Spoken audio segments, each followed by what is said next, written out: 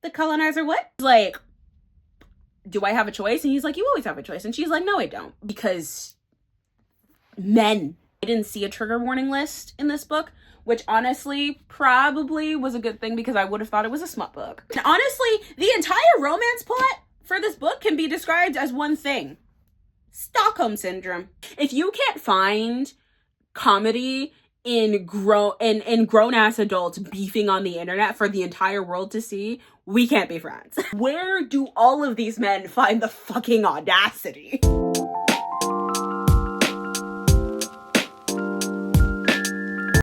What's up, guys? My name is Lou, and these are my books. Today we're doing something that I haven't done in a while. A book review. Yeah, I know. This typically isn't my brand of video, but honestly, I'm trying to get more into the groove of posting on my channel more since, like, I've decided, you know what? We're going to be doing this again, you know? So we're going to be reviewing the book that I literally finished yesterday. Like, as this video is being filmed on January 14th, I finished this book literally yesterday. And that book is To Gaze Upon Wicked Gods by Molly X. Chang.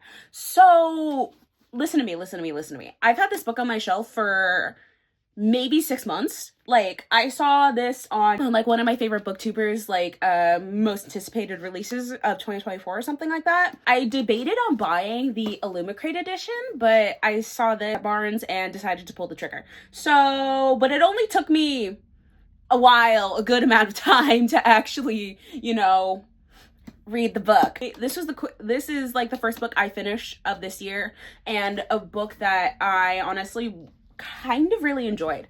I rated this about a 3-star. I'm still debating whether or not to rate it between 3 and 3.5 stars. Because there were some things in this book that kind of like threw me for like a whole loop, but we'll get more into that. But I do also have my iPad here, because I wrote down a bunch of talking points that I want to bring up.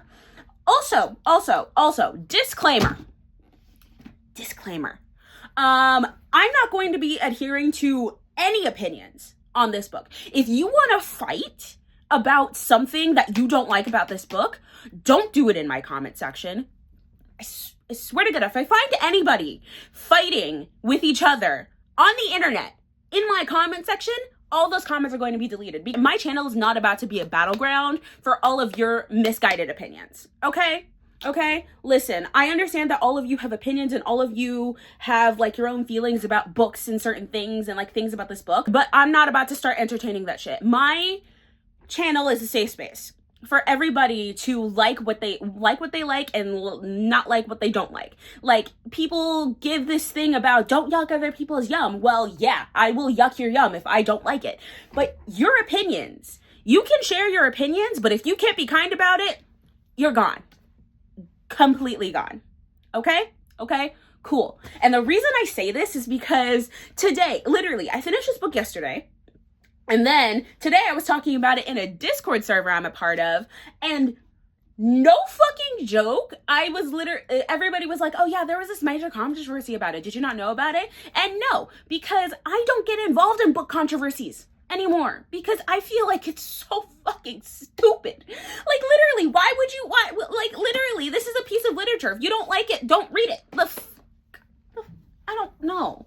No, there was this major controversy about it, and I was like, what the hell? So that's going to be in the last part of this video, okay? This is going to be in the last portion, and I will have some screenshots about the situation because I was trying to look at it as objectively as possible, and surprisingly, Reddit was the most objective place for this, honestly. So I had some screenshots that explain the situation kind of well, but I still don't understand it. Whatever.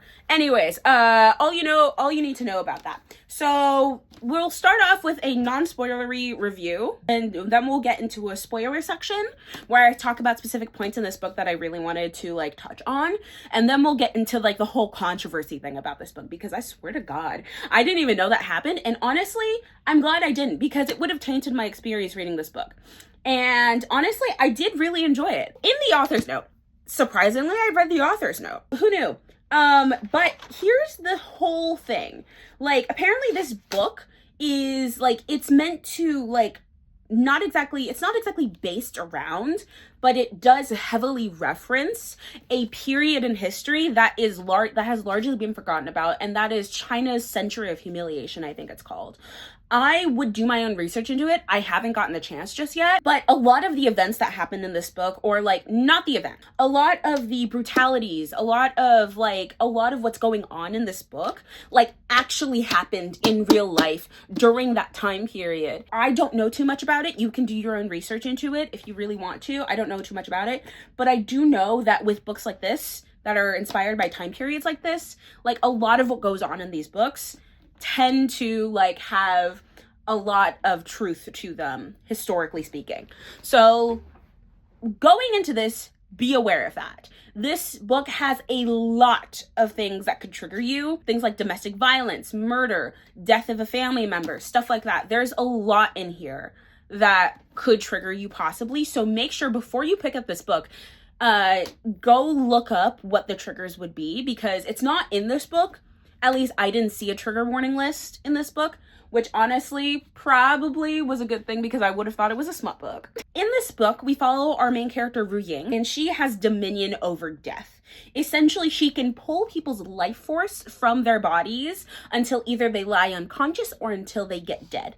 And after that, she can untether their souls from their bodies, essentially. She holds dominion over death. She can kill people, like, in a traceless way. We follow Ru Ying as she's 19, and it's about 20 years after this war that was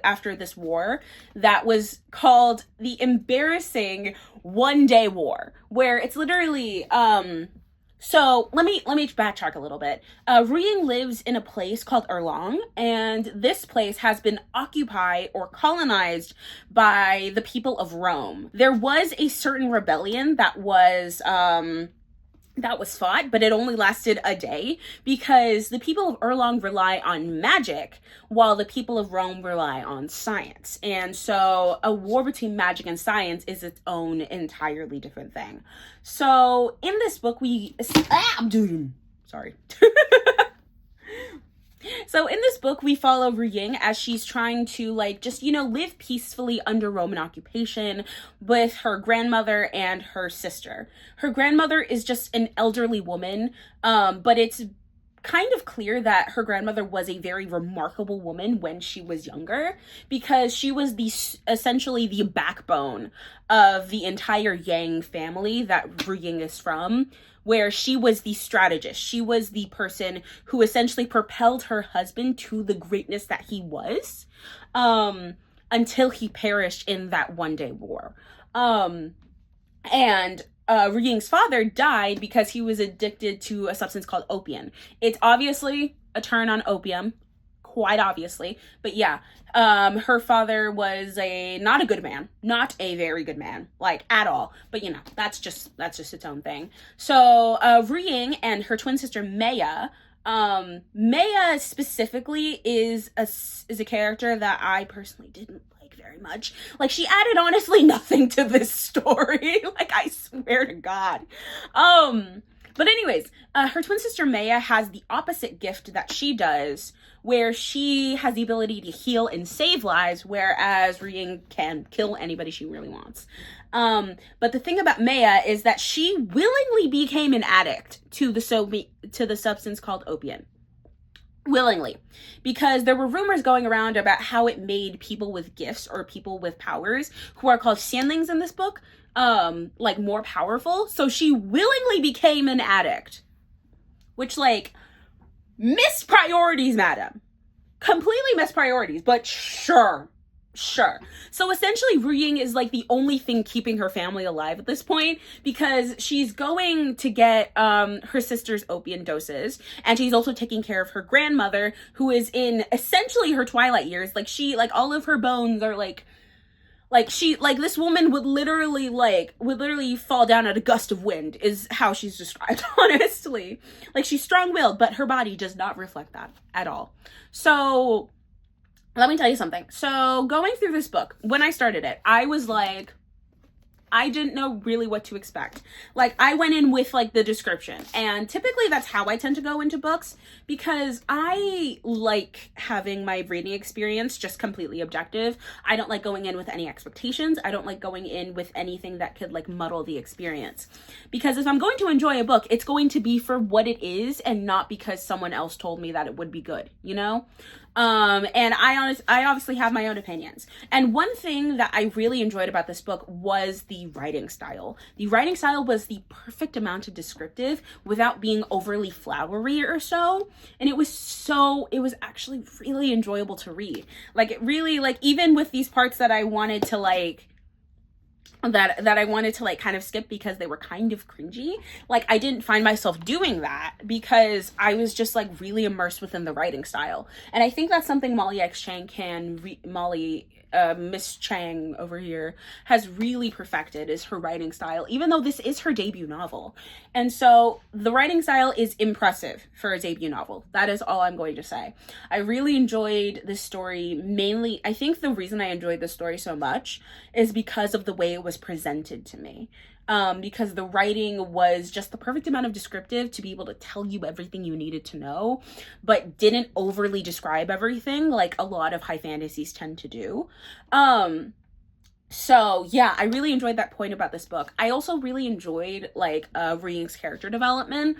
I enjoyed how the story unfolded in a certain way. Like, honestly, I thought the story was going to progress in a certain way, but then it just didn't. And I was like, whoa. Like, there's a vlog that's gonna go up probably after this where you can see my live reactions to what's happening in this book as I'm reading it, because like honestly, I thought it was going to go a certain way, but then it just didn't. And I was like, it pivoted like real hard, like so hard. Anyways, but I really enjoyed that. We also have, so getting on to the description of this book, there's also, so Ring has dominion over death, right? And one day she makes a very dumb mistake and decides to steal from a Roman. So to put this into context, essentially in Erlong, Rome is seen, and like the Roman people are seen as false gods.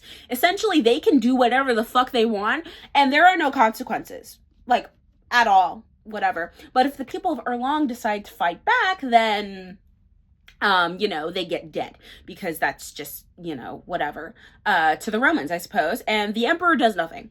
The emperor is just kind of like sitting there, really. We don't know really what's going on with the emperor. Like, he's mentioned, yes, but like we never get a perspective on him or something. So it's an interesting kind of thing. But whatever. So Ring decides to do something very stupid and steals from a Roman. She steals a pouch of gold from the Roman because, like, she's like, this could feed my family for like 10 winters. We gotta do this, right? And so she gets like to an alleyway before she gets caught, and then she uses her magic to incapacitate the guard that's trying to like hold her, that's trying to kill her.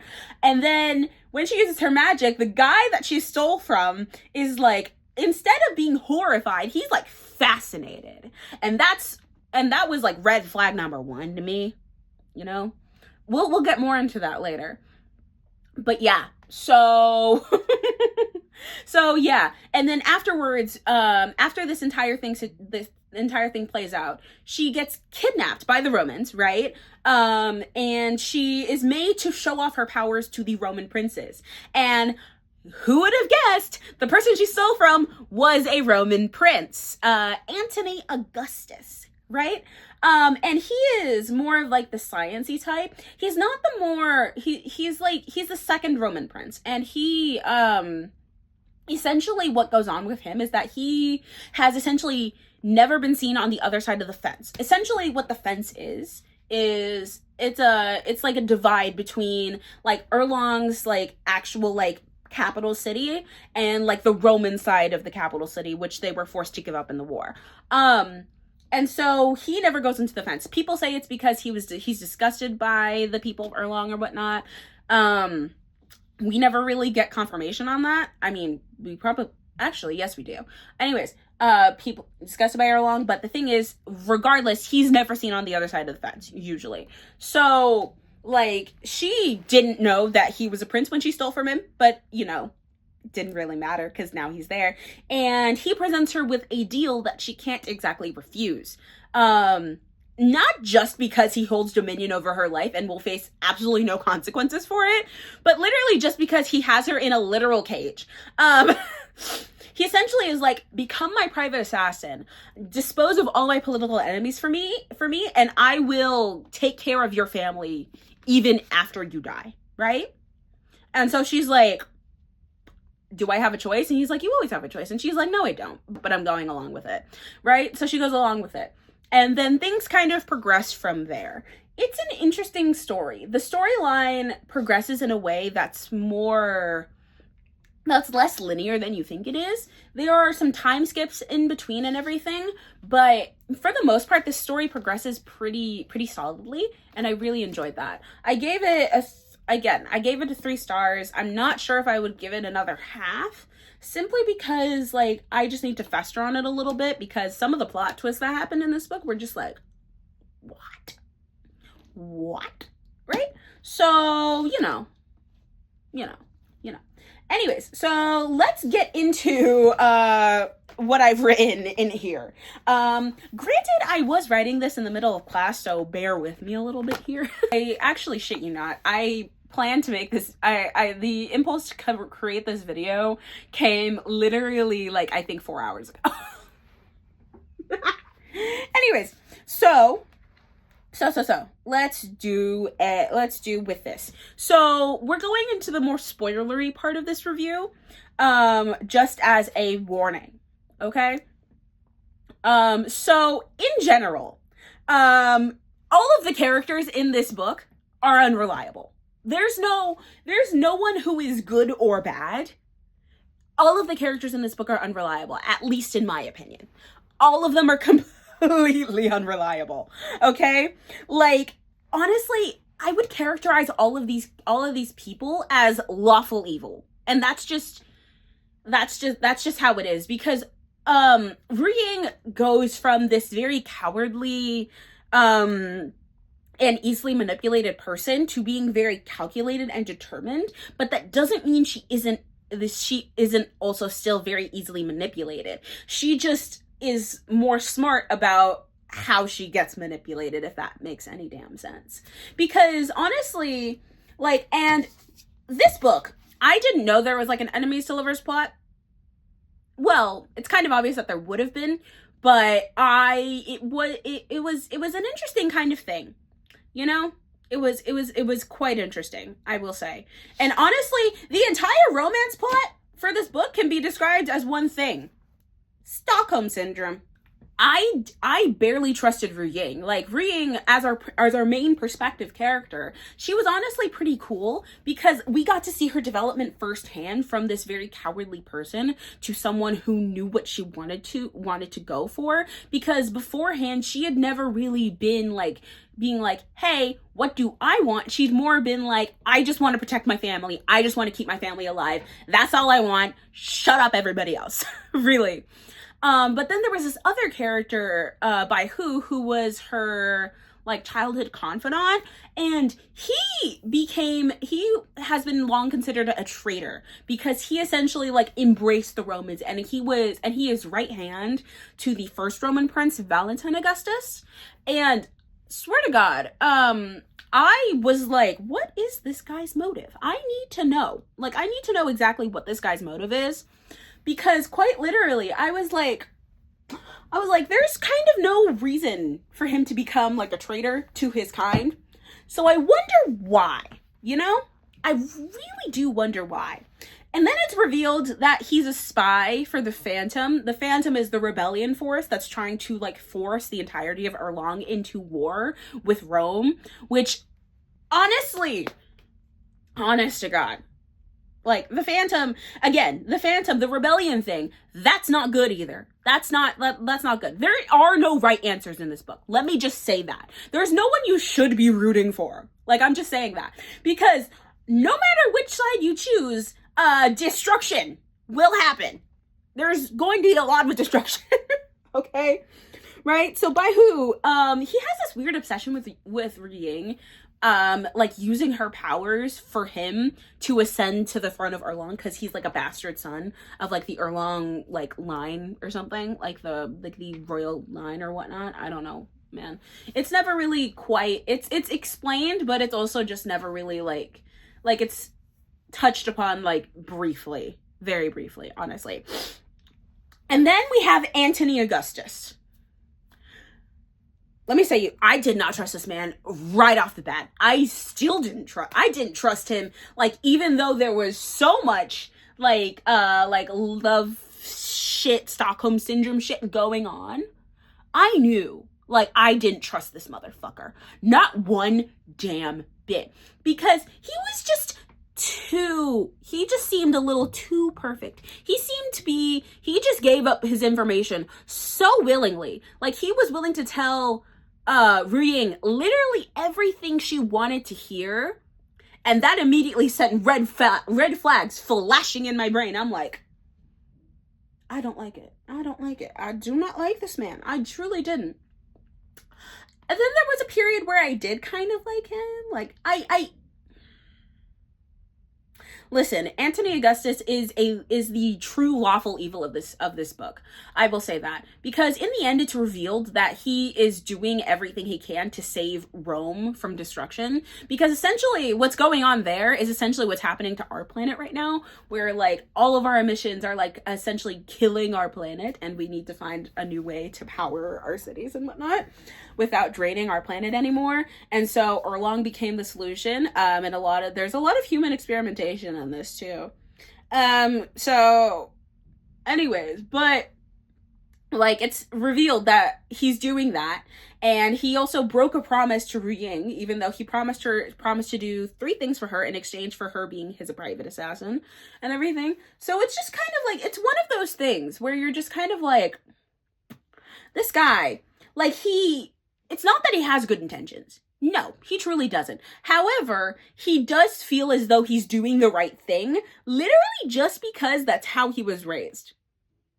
Like, he used to be a gutter rat, and then he became a Roman prince out of fucking nowhere, like, quite literally. And now he's trying to, like, make his dead adoptive father proud. I'm like, are you okay? Like, honestly, this man needs so much therapy, because he goes from being this like cruel and very manipulative person to literally falling in love with Ruying. I shit you not, he drops the L word twice in one chapter. And I was like, what the fuck?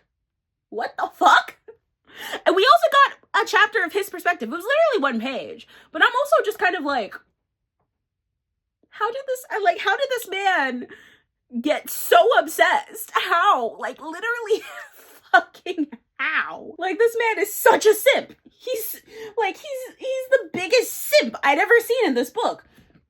And then Baihu also is kind of simping for Ruying, but he's a little bit more subtle about it. Like, just a tiny bit more subtle about it. Like, I can tell. So there wasn't really like a love triangle thing going on, really. But yeah, you know, it was its own thing, man. Honestly, the only way I could describe this book is like as like a Reddit "Am I the asshole?" post, where consensus proves that everybody sucks. like honestly, Ruying kind of sucked, because she went from cowardly to being like, hey, this isn't right, to like, hey, maybe war is a good idea, before just like being peace and everything. I was like, what the fuck? No, it's because none of these are good answers. None of the solutions that are being presented for Erlong are good solutions. None of them are good solutions, because either way, so many people are gonna die. Like, a lot of people are gonna die, okay? So there's that. But everyone does suck for good reason, because, like, you know, no one needs to be good in this situation, because the situation isn't good. The situation is not good. We have a colonizer prince. We have a Roman prince who is literally just trying to literally live up to his grandfather's expectations to take over Rome, because if he doesn't, he literally dies, because his brothers will literally him. We have Ruying, who's literally just in the middle of all of this manipulation, and she's just like, you know what? Can all of y'all just shut the fuck up? Really? And then we have Baihu, who is literally just like leading an entire double life where he quite literally just like is like, hey, yeah, I don't regret murdering that emperor of a rival nation. I don't. However, he was necessary collateral damage. I'm like, what's necessary collateral damage? There's a phantom attack on like, so I'm gonna backtrack a little bit. Riying and Antony, they went to like another empire, like another kingdom on the Pengu continent, like to sign like a treaty between Rome and that country, right? So essentially what happened there is like the Phantom forces, they attacked the like imperial convoy with Antony and the Emperor on it. And the Emperor gave his life, essentially. He allowed one of the rebels to kill him, essentially, because he knew he had to die to protect his people's peace, which makes him a very good man, right? And Riying saved Antony like 3 separate times because she's literally like, yeah, your death is not about to make a good man's death in vain, right? It wasn't gonna happen. Right? And there was a whole situation between the two of them there too, right? Anyways, but after this, but like before this, a little bit before this, it's revealed that Baihu is part of like the Phantom's forces, that he's a spy for them and everything like that.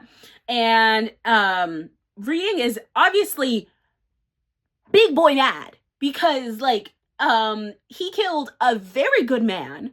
And Baihu's only response is, he was collateral damage. I'm like, excuse me? Honestly, there's like so much audacity on Baihu's part, but also on Antony's part, because Antony is he's just fucking delusional. Like this man, like the things he says really make me go, where do all of these men find the fucking audacity? Like, what the hell? Like, I swear to God, like, I swear to God, it was so weird because in the end of the book, while Riying is like big boy mad at him for like literally doing experiments on her friend and killing her, which literally Riying witnessed with her own eyes because Baihu brought her there. Baihu brought her there just to bring her onto his side, literally, which like there's more manipulation there. That was not a good thing for you to do, Baihu. I get why, but you shouldn't have done it. You should not have you should not have let her watch her best friend literally fucking die. Like that just was not cool, man. Was not cool. And Antony's entire response when he knows is just like, he's like, his little lovesick puppy self is like, listen, I didn't want to lie to you. And she's like, but you did. And he's like, well, I also didn't want to do all of this. And she's like, but you did. Right? And his entire response is to have the absolute audacity to go, we have to sacrifice the few for the many. And she's literally out here like, what? She's like, the entire exchange is just so freaking stupid. I'm not gonna lie. On Antony's part, like Riying's response to this entire thing is like top tier, love her. But the thing is, Antony is trying to make it seem like he doesn't suffer any consequences because men never take accountability for their actions. At least in this book, they don't. Like Baihu doesn't ever like apologize for anything either. Like literally, when he gives apologies, they aren't genuine. Like literally, he apologized for taking Riying to see like her best friend get like literally murderized, and his response was like, I'm sorry you had to see this, but you had to see it. And I'm like, but that's not an apology. You're not sorry. You're not sorry for putting her through this emotional torment. You're not sorry about it at all. It was, oh my God, the absolute fucking audacity. Like seriously, honestly. But yeah, anyways, so I actually did enjoy this book. Regardless of my complaints, it's not the fact that this book is like very morally gray, honestly.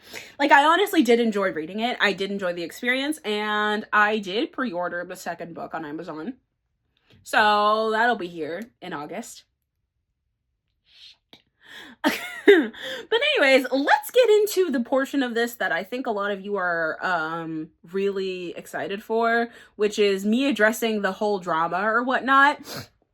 shit you not, I had absolutely no idea what was going on with this, honestly, before I looked into it. And I'm like, and so, let me play this out, right? I'm like literally texting on Discord being like, hey, has anybody read this book? It's kind of good, you know? And they're like, oh, the colonizer romance. And I'm like, the colonizer what? Right? And like, I looked at that and I was like, yeah, it could be classified as a colonizer romance if you just only took it at face value for the 50 pages that it was. The romance between Antony and Riying was its own kind of thing. Like literally, it could have been classified as she falls, but he falls harder.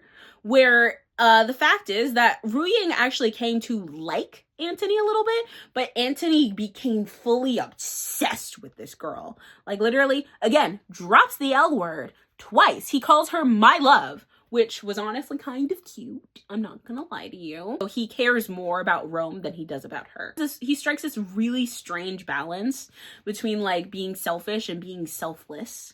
Where he errs more on the side of selfish for his wants, but the thing is, where Ruying is involved, he's always like trying to like not exactly do the right thing, but he's trying to do right by her, but he doesn't understand that that also means doing right by her people and her world. He's literally dogging on her culture and her customs and everything.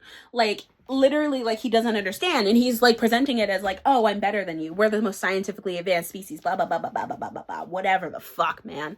And you know, and Ruying is obviously upset about this because she's like, don't call me fucking stupid, are you kidding? Like 2 times, this happens twice in the books, and he like apologizes, but then it's just like, yeah, but like you have to understand, like, you know, we are more advanced, that's why we conquered you.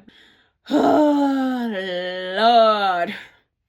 Anyways, Antony could piss me off sometimes, but also he was kind of he was an interesting character. He was more nuanced than anything, which is why I classify him as lawful evil. That's why I do that. By who is also lawful evil because he operates under his own fixed set of beliefs. And then I have no idea what Ruying would be. Like, honestly, I would have classified her as a true neutral, like, in the beginning. But, like, towards the end, she's leaning more towards a lawful neutral, which is interesting because she understands the appeal of peace, but she also understands the appeal of war, and now she doesn't really know which one to choose between. But the thing is, in choosing between war and like some kind of peace, she also has to choose. She's also influenced by the anger she feels because Antony killed her best friend. So, you know. We're talking about this fucking like drama that happened around this book. So I don't know. A lot apparently happened. A lot happened apparently. Okay. I had no idea what was going on. I did my research. I did some, like, it was light research, okay? So, colonizer romance. We already talked about that. It was a colonizer romance for, like, 50 pages, okay? There was, like, hardly any of that there, really. But what I did want to talk about was that there was apparently this Goodreads controversy where so much happened, and, like, I was like, excuse me? Excuse-moi? Like, really? I'll put, like, what I'm reading up here, because I got these screenshots from Reddit, and so I'm literally out here kind of, like, someone actually documented the drama, like, with dates and timestamps, and I'm like, thank you. Thank you. Thank you.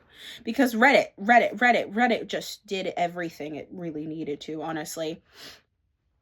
So it references this, like, Kate Corin drama, which I have no idea what's going on with that, and I'm not going to go into that. Honestly, this entire thing, literally a bunch of grown women beefing over the internet, and it's never, that will never not be funny. If you can't find comedy in grown-ass adults beefing on the internet for the entire world to see, we can't be friends.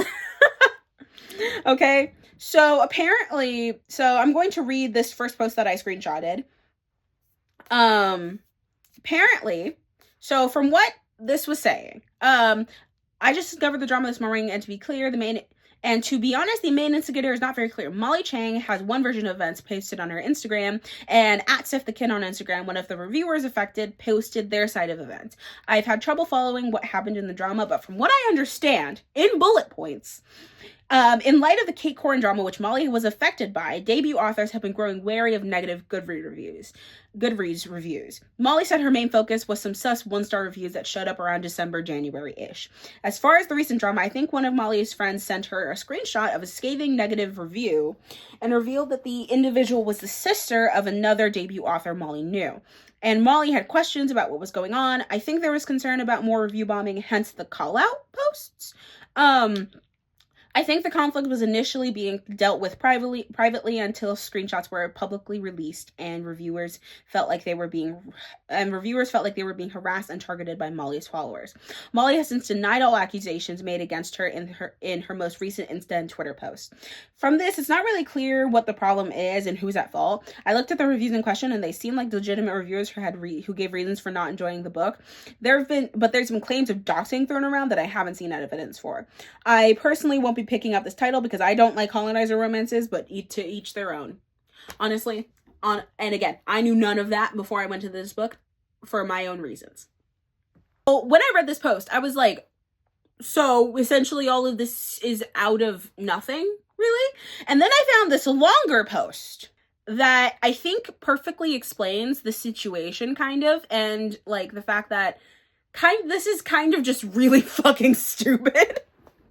Like, honestly, like, I get the review bombing and stuff like that. So, anyways, here is the post. The author has not been harassing viewers. Apparently, that was one of the allegations that was made. I'm copying a summary made by someone from the Fairy Loot Discord that summarizes the entire problem. January 24th, Molly and other 2024 debut authors become aware of more potential review bombing of their books on Goodreads, done by accounts created in December 2023, January 2024, including one named Jane Corin. February 2024, Molly and the other authors speak up on Twitter about the new apparent review bombing. February 27th, 2024, Sarah Mughal Rana's book is published. She is apparently one of Molly's author friends. March 3rd, 2024, Sarah, along with Siran, who is Siran Jejal, she's the one who wrote Iron Widow, Siran, have the unfortunate author event in the art gallery with the graphic anti-religious art all over the walls. After the event, Sarah and Siran have dinner with Sarah's sister Sid. Between March 3rd and the 9th of 2024, Siran, or whoever the mediator is, if not them, mentions to Molly that Sarah and Sid talked about her at dinner. Molly interprets whatever was told to her as the sisters bad-mouthing her. Also, maybe during this time period, Molly's unknown friend shares 2 screenshots of Sid's private Goodreads account. Nahid's Pekoe, with a warning that Pekoe has commented on another reviewer's review of To Gaze Upon Wicked Gods, disagreeing with the reviewer, and that she has commented on 1-star reviews of her sister Sarah's book. Sarah's book, apparently picking fights with negative reviewers. The To Gaze Upon Wicked Gods reviewer, who may or may not have been Rachel of Reads with Rachel, Pekoe, commented on her 3-star review, which Rachel has since deleted, and Rachel's username is poorly censored in the DM screenshots on Sid's IG stories. Apparently said To Gaze Upon Wicked Gods was not a colonizer romance, and that other reviewers misunderstood the romance aspect of the novel. Pekoe disagreed and said it was mostly BIPOC reviewers pointing out the colonizer romance. Sid, Sarah, and Molly have conversations over DMs via a mediator, likely Shiran.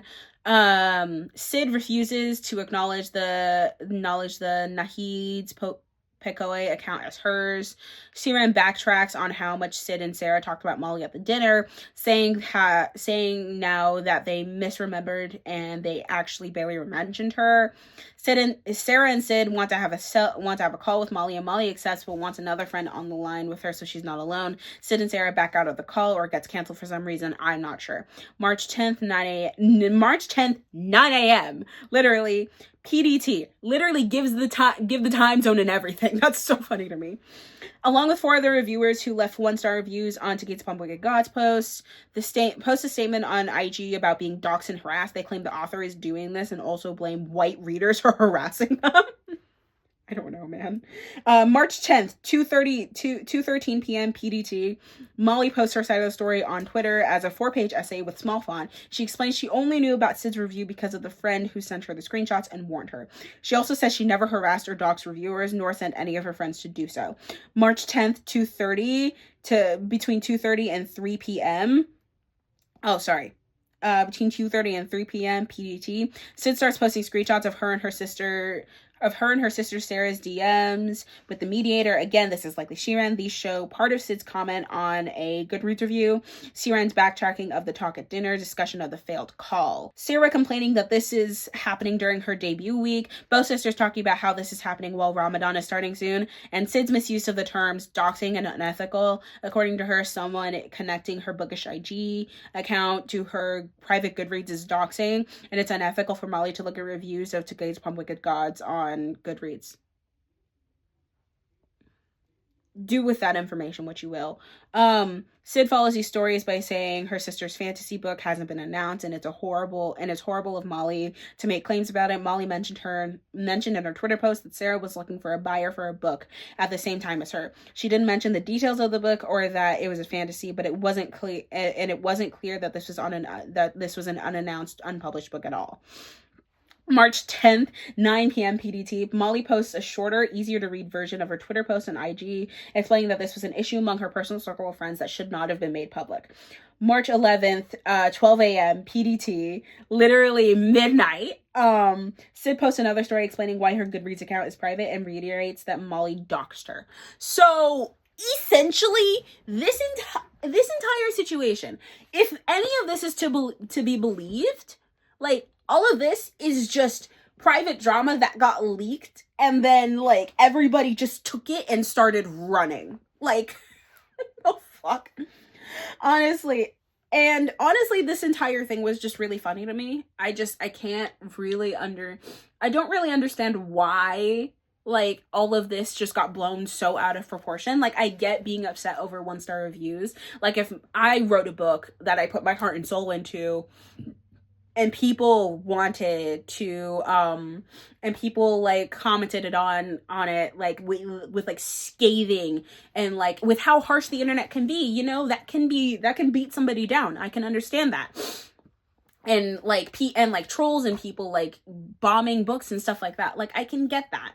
Yeah, I can get being upset about that. But, like, all of this just feels like very petty high school drama, and I'm honestly, like, I'm not, like, you gotta remember, these are grown women.